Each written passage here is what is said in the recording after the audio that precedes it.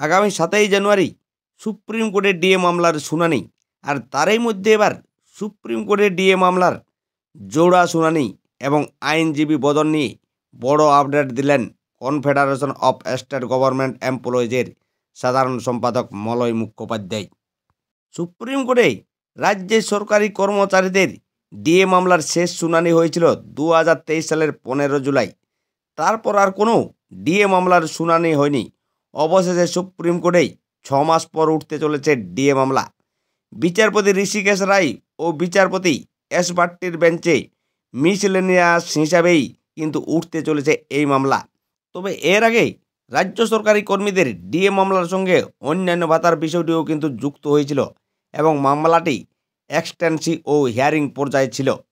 দীর্ঘদিন ধরেই ডিএ ইস্যুতে আন্দোলন করেছেন রাজ্য সরকারি কর্মীরা, কিন্তু কোনো সুরাহা হয়নি।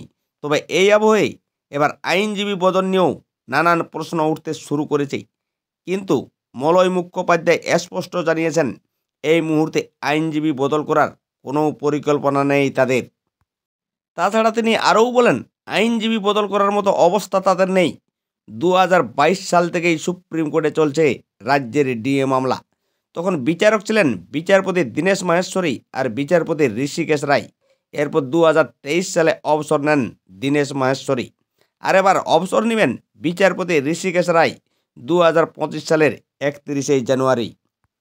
তাই 7ই জানুয়ারি ডিএ মামলার শুনানি হলেই বিচারপতি ঋষিকেশ রায়ের অবসরের দিন আর মাত্র 24 দিন বাকি থাকবে। তাই জানুয়ারিতে ডিএ মামলার 2টি শুনানি হতে পারে বলেই আশা করছে রাজ্যের সরকারি কর্মচারীরা।